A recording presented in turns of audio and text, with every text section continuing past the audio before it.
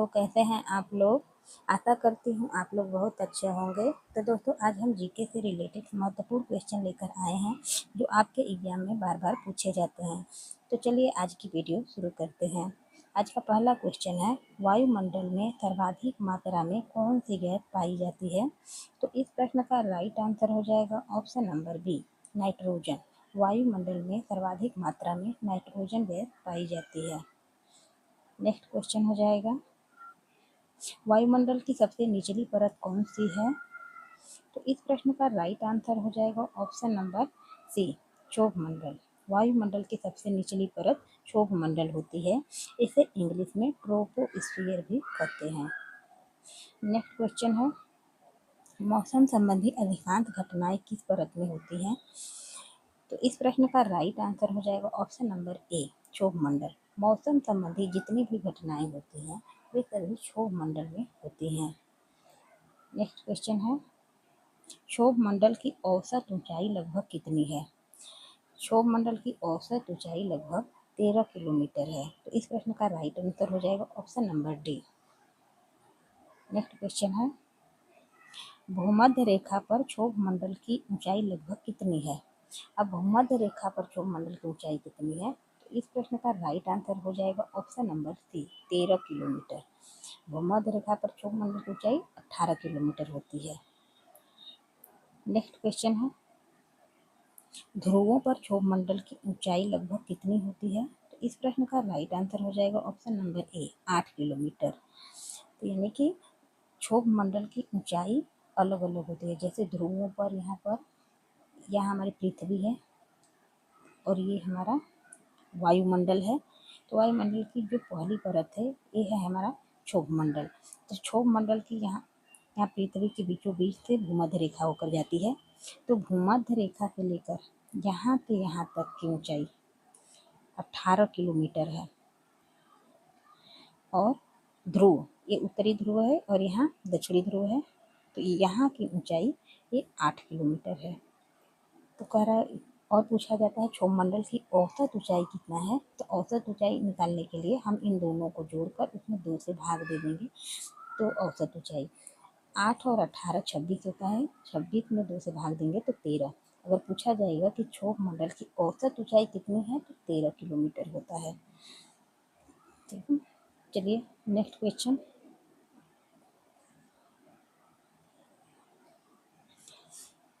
अगला क्वेश्चन है, क्षोभमंडल के ऊपर कौन सी परत है। क्षोभमंडल के ऊपर कौन सी परत है। तो इस प्रश्न का राइट आंसर हो जाएगा ऑप्शन नंबर बी, समताप मंडल। समताप मंडल क्षोभमंडल के ठीक ऊपर है। वायुमंडल की कुल 5 परतें होती हैं। पहली क्षोभमंडल है, दूसरी समताप मंडल है, तीसरी मध्य मंडल है, चौथी आयन मंडल है और 5वीं बहिर्मंडल है। नेक्स्ट क्वेश्चन है, ओजोन परत मुख्यतः किस मंडल में पाई जाती है। तो इस प्रश्न का राइट आंसर हो जाएगा ऑप्शन नंबर बी, ओजोन परत समताप मंडल में पाई जाती है। ओजोन परत लगभग 20 से 35 किलोमीटर के बीच में पाई जाती है। नेक्स्ट क्वेश्चन है, ओजोन किससे रक्षा करती है। जो ओजोन परत है वो किससे रक्षा करती है। तो इस प्रश्न का राइट आंसर हो जाएगा ऑप्शन नंबर बी, पराबैंगनी किरणों से। ओजोन परत पराबैंगनी किरणों से रक्षा करती है हमारी। नेक्स्ट क्वेश्चन है, उल्का पिंड सामान्यतः किस मंडल में जल जाती है। जो उल्का पिंड है सामान्यतः किस मंडल में जल जाती है। तो इस प्रश्न का राइट आंसर हो जाएगा ऑप्शन नंबर सी, मध्य मंडल। जो उल्का पिंड है ऊपर से जब नीचे गिरता है तो मध्य मंडल में आते आते आते उसमें आग लग जाती है और वो पूरी तरह से जल जाता है। नेक्स्ट क्वेश्चन है, वायुमंडल की सबसे बाहरी परत कौन सी है। इस प्रश्न का राइट आंसर हो जाएगा ऑप्शन नंबर डी, बहिर्मंडल। वायुमंडल की सबसे बाहरी परत बहिर्मंडल है। और पूछा जाएगा कि सबसे निचली या भीतरी परत सबसे कौन सी है तो वो क्षोभमंडल है। नेक्स्ट क्वेश्चन है, वायुमंडल का प्रमुख ऊष्मा स्रोत क्या है। जो वायुमंडल में हमारी ऊष्मा है उसका स्रोत क्या है। तो इस प्रश्न का राइट आंसर हो जाएगा ऑप्शन नंबर बी, सूर्य। वायुमंडल की प्रमुख ऊष्मा का स्रोत सूर्य है। नेक्स्ट क्वेश्चन है, वायु दाब मापने का यंत्र कौन सा है? तो इस प्रश्न का राइट आंसर हो जाएगा ऑप्शन नंबर ए, बैरोमीटर। वायु दाब मापने के यंत्र को बैरोमीटर या वायु दाब मापी यंत्र कहते हैं। नेक्स्ट क्वेश्चन है,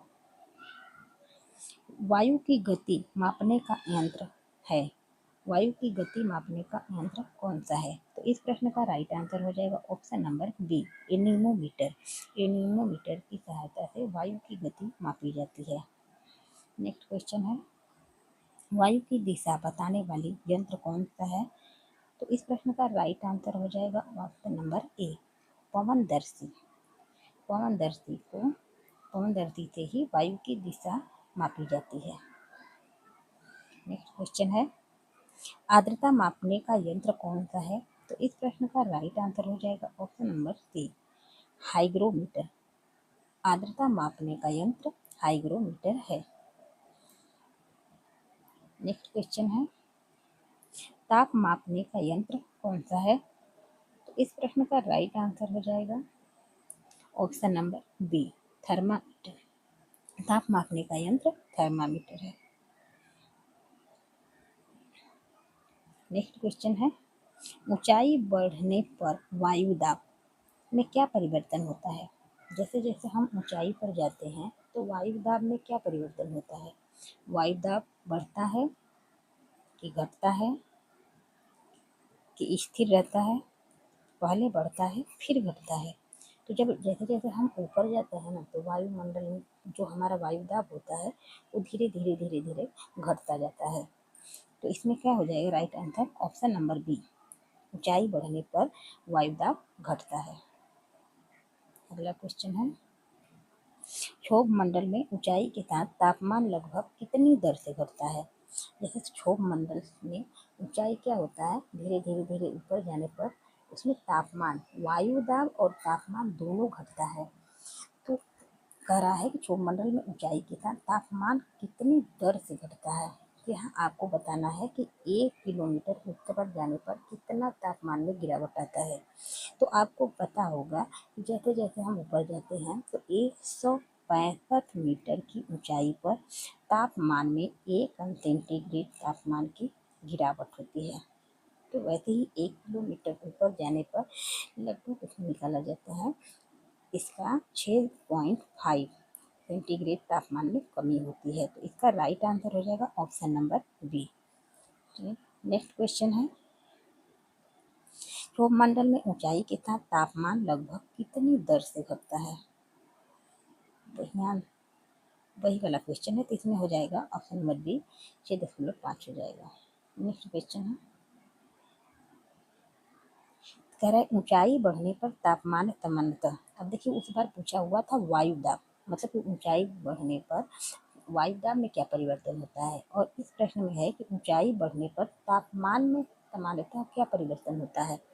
जैसे जैसे हम ऊपर जाते हैं तो तापमान घटता है कि बढ़ता है कि स्थिर रहता है कि 2 गुना हो जाता है। तो जैसे जैसे हम ऊपर जाते हैं तो तापमान में पहले गिरावट होती है। जैसे जैसे ऊपर जाएंगे तापमान में गिरावट आती जाती है। जब हम आयनमंडल के ऊपर जाते हैं तब इसमें क्या होता है, तापमान धीरे धीरे धीरे धीरे बढ़ने लगता है ऊपर जाने से। लेकिन पहले जब हम क्षोभ मंडल से धीरे धीरे ऊपर जाते हैं तो तापमान में कमी आती है, यानी घटता है। चलिए नेक्स्ट क्वेश्चन है, गृह प्रभाव के लिए प्रमुख गैसों में कौन सी गैस शामिल है? हरित गृह प्रभाव के लिए मुख्य रूप से कौन सी गैस उत्तरदायी होती है? तो इस प्रश्न का राइट आंसर हो जाएगा ऑप्शन नंबर ए, CO2। हरित गृह प्रभाव के लिए मुख्य रूप से कार्बन डाइऑक्साइड होता है गैस, प्रमुख रूप से जो भूमिका निभाता है। वैसे तो बहुत सारी गैसें होती हैं, जैसे कि क्लोरोफ्लोरोकार्बन हो गया, मीथेन हो गया, जलवाष्प हो गया, ये सब क्या है, ग्रीन हाउस प्रभाव, ये सब गैसें हैं, ग्रीन हाउस गैसें जिसे कहा जाता है। चलिए नेक्स्ट क्वेश्चन है, कह रहा वायु में उपस्थित जलवाष्प की मात्रा को क्या कहते हैं? वायु में उपस्थित जलवाष्प की जो मात्रा होती है उसे क्या कहते हैं? तापमान कहेंगे कि आर्द्रता कहेंगे कि दाब की घनत्व? तो इस प्रश्न का राइट आंसर हो जाएगा ऑप्शन नंबर बी, आर्द्रता। वायु में उपस्थित जलवाष्प की मात्रा को आर्द्रता कहते हैं।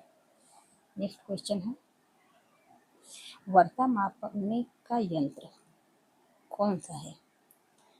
वर्षा मापने का यंत्र कौन सा है? तो इस प्रश्न का राइट आंसर हो जाएगा ऑप्शन नंबर ए, वर्षा मापी। इसे इंग्लिश में रेन गेज कहते हैं, रेन गेज। वर्षा मापने के यंत्र को रेन गेज या वर्षा मापी कहते हैं। नेक्स्ट क्वेश्चन है,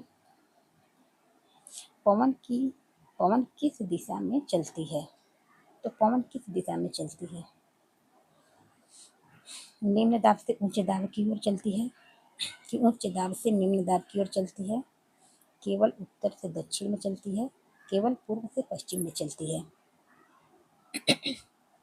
इस प्रश्न का राइट आंसर हो जाएगा, पवन हमेशा उच्च दाब से निम्न दाब की ओर चलता है। नेक्स्ट क्वेश्चन है, पृथ्वी के घूर्णन के कारण पवनों के विचलन को क्या कहते हैं? पृथ्वी की जो इसमें घूर्णन गति है, पृथ्वी में दो प्रकार की गतियां होती हैं, एक घूर्णन गति होती है, एक परिक्रमण गति होती है।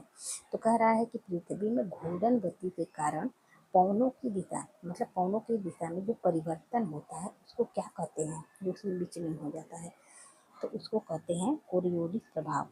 पवनों की दिशा बदल जाती है तो उसे कहते हैं कोरियोलिस प्रभाव। तो इस प्रश्न का राइट आंसर हो जाएगा option number B. Next question है, उत्तरी गोलार्ध में चलती हुई पवनें किस दिशा की ओर मुड़ जाती हैं? तो इसमें कह रहा है, जो इसमें उत्तरी गोलार्ध है, इसमें कह रहा है, यहाँ पर देखिए ऊपर उत्तरी गोलार्ध है और नीचे दक्षिणी गोलार्ध है। तो इसमें यहाँ पर देखिए भूमध्य रेखा है, यहाँ पर ऐसे, तो ऐसे कई सारी पेटियों में बटा होता है, वायुमंडलीय दाब पेटियां होती हैं। तो इसमें कह रहा है कि जो पवन की दिशा है, मतलब ये किस ओर मुड़ जाती हैं? बाईं ओर मुड़ती हैं कि दाईं ओर मुड़ती हैं कि ऊपर कि नीचे? तो हमेशा ध्यान रखना, जो उत्तरी गोलार्ध है इसमें जो हवा की दिशाएं हैं वो अपने बाईं ओर मुड़ जाती है, इस साइड इधर मुड़ते हैं ऐसे, तो हमेशा अपने बाईं ओर मुड़ जाती है। तो इस प्रश्न का राइट आंसर हो जाएगा option number A. Next question है, दक्षिणी गोलार्ध में पवनें की किस दिशा में मुड़ जाती हैं? तो इसमें देखिए, अब इसमें कह रहा है दक्षिणी गोलार्ध, तो ये पृथ्वी इधर, तो इसमें कह रहा है कि जो दक्षिणी गोलार्ध में हवा किधर मुड़ेगी? तो यहाँ हमारी पृथ्वी हमेशा ध्यान रखना पश्चिम से पूरब की ओर चलती है, मतलब इधर से इधर घूम रही, इधर रोटेट हो रही है ऐसे। तो हवा की दिशा किधर हो जाएगी? हमेशा अपने दाएं साइड हो जाएगी, इधर में घूमेगी। तो पृथ्वी दक्षिणी गोलार्ध में दाईं तरफ घूमती है और जो पवन होती है, पवनों की दिशा दाईं ओर हो जाती है। चलिए नेक्स्ट क्वेश्चन है, समीर कब चलती है? समुद्री समीर कब चलती है? दिन में चलती है कि रात में, केवल सर्दियों में कि केवल वर्षा के समय? तो इस प्रश्न का राइट आंसर हो जाएगा ऑप्शन नंबर ए, दिन में। समुद्री समीर दिन में चलती है, क्योंकि यहाँ पर क्या होता है, एक स्थल है और इधर समुद्र है। तो स्थल क्या होता है, पानी की तुलना में जो समुद्र है उसकी तुलना में ये पहले ही गर्म हो जाता है। जब गर्म हो जाता है तो यहाँ की हवाएं ऊपर उठकर यहाँ निम्न दाब क्षेत्र उत्पन्न करती हैं, लो प्रेशर हो जाता है। और पानी क्या होता है, ठंडा होता है, तो यहाँ हाई प्रेशर होता है। तो यहाँ पर हवाएं जो होंगी वो क्या करेंगी, हाई प्रेशर से हमेशा लो प्रेशर की ओर चलेंगी। यानी जो समुद्री समीर है वो दिन के समय चलता है, जो कि समुद्र से स्थल की ओर चलता है। तो दिक्कत तो समझ में आ गया होगा। चलिए अगला क्वेश्चन है, कह रहा स्थलीय समीर कब चलते हैं? तो हमेशा स्थलीय समीर कब चलेगा? रात के समय चलेगा। क्यों? क्योंकि जो हमारा स्थल होता है, जो स्थल है और जो जल है, इसमें क्या होता है, जो स्थल होता है वो रात के समय तेजी से ठंडा हो जाता है और यहाँ हाई प्रेशर हो जाता है। और जो पानी है, पानी वाला हिस्सा है, सागर है, वो क्या होता है कि स्थल की तुलना में कम तेजी से एक ठंडा होता है। तो यानी यहाँ पर लो प्रेशर बना हुआ रहता है। तो यहाँ पर हाई प्रेशर और यहाँ लो प्रेशर, तो ये हवाएं हाई प्रेशर से लो प्रेशर की ओर चलने लगेंगे। इसे ही कहते हैं स्थलीय समीर। स्थल से चलता है इसलिए स्थलीय समीर कहते हैं। तो ये हमेशा रात के समय होता है। चलिए नेक्स्ट क्वेश्चन है, कह रहा है वायुमंडल की कौन सी परत रेडियो संचार में महत्वपूर्ण है।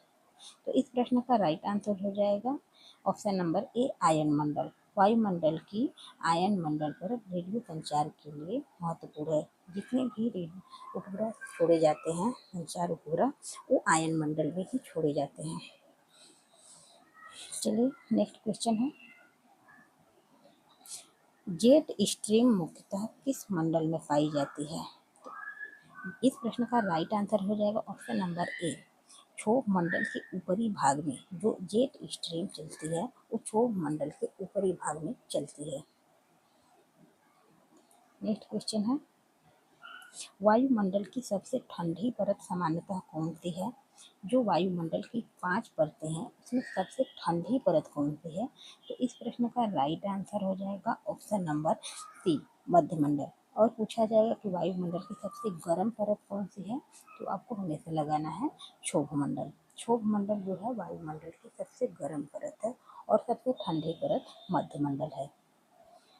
नेक्स्ट क्वेश्चन है, वायुमंडल की सबसे अधिक निष्क्रिय गैस कौन सी है।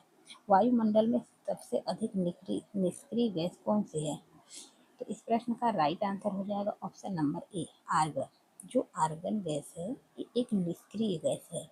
तो वायुमंडल में इसकी मात्रा आती है 0.93%, यानी इतनी मात्रा है आर्गन। अगर पूछा जाएगा कि वायुमंडल में तीसरी सबसे बड़ी गैस कौन सी है, पहला तो है नाइट्रोजन, दूसरा है ऑक्सीजन और तीसरा है आर्गन। कितने लोगों को कंफ्यूजन होता है, वो उनको लगता है कि तीसरी सबसे बड़ी गैस कार्बन डाइऑक्साइड है, जबकि कार्बन डाइऑक्साइड की मात्रा कितनी है 0.03% है, लेकिन आर्गन गैस की मात्रा 0.93% है। चलिए नेक्स्ट क्वेश्चन है, वायुमंडल में ऑक्सीजन की मात्रा लगभग कितनी है। तो वायुमंडल में ऑक्सीजन की मात्रा लगभग 21% है। तो इस प्रश्न का राइट आंसर है option number A. Next question है, वायुमंडल में नाइट्रोजन की मात्रा लगभग कितनी है। जो नाइट्रोजन गैस है उसकी मात्रा कितनी है वायुमंडल में, तो ये है लगभग 78%। तो इस प्रश्न का राइट आंसर है option number B. Next question है, ओजोन का रासायनिक सूत्र क्या है। जो ओजोन गैस है उसका रासायनिक सूत्र क्या है, तो इसमें हो जाएगा आपका राइट आंसर हो जाएगा option number B O3। Ozone gas का सूत्र है O3। नेक्स्ट क्वेश्चन है, बहिर्मंडल में मुख्यतः कौन सी गैस पाई जाती है। जो बहिर्मंडल है उसमें मुख्यतः कौन सी गैस पाई जाती है, तो इसमें है, इस प्रश्न का राइट आंसर है ऑप्शन नंबर बी हाइड्रोजन और हीलियम। हाइड्रोजन और हीलियम गैस जो बहिर्मंडल में पाई जाती हैं, क्योंकि ये हल्की गैसें होती हैं। जितनी भी भारी गैसें होती हैं वो क्षोभ मंडल संताप मंडल में पाई जाती हैं। क्वेश्चन है, वायुमंडल में आर्गन की मात्रा लगभग कितनी है। तो इस प्रश्न का राइट आंसर हो जाएगा option number D 0.93%। Next question है, वायुमंडल में कार्बन डाइऑक्साइड की मात्रा कितनी है। तो इस प्रश्न का राइट आंसर हो जाएगा option number C 0.03%। Next question है, पृथ्वी को प्राप्त होने वाली सौर ऊर्जा को क्या कहा जाता है। तो इसे कहते हैं, इस प्रश्न का राइट आंसर हो जाएगा ऑप्शन नंबर बी सूर्यास्त। जो पृथ्वी से जो ऊर्जा मिलती है, जिस ऊर्जा को पृथ्वी अंदर अपने अंदर सोख लेती है, ऑब्जर्व कर लेती है, उसको कहते हैं सूर्यास्त।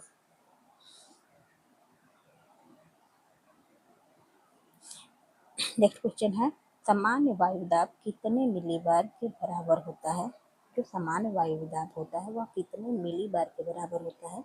तो इस प्रश्न का राइट आंसर हो जाएगा ऑप्शन नंबर बी सामान्य वायुदाब। ये पूछा जाता है पेपर में, कई बार पूछा गया है। नेक्स्ट क्वेश्चन है, मानसून शब्द किस भाषा के शब्द से बना है? तो इस प्रश्न का राइट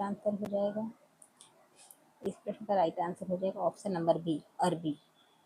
अरबी भाषा का शब्द है मानसून। और एक और पूछा जाता है कि सुनामी किस भाषा का शब्द है? तो याद रखना, सुनामी जापानी भाषा का शब्द है और मानसून अरबी भाषा का शब्द है। थैंक यू दोस्तों, आज बस इतना ही। चलिए अगले दिन मिलेंगे।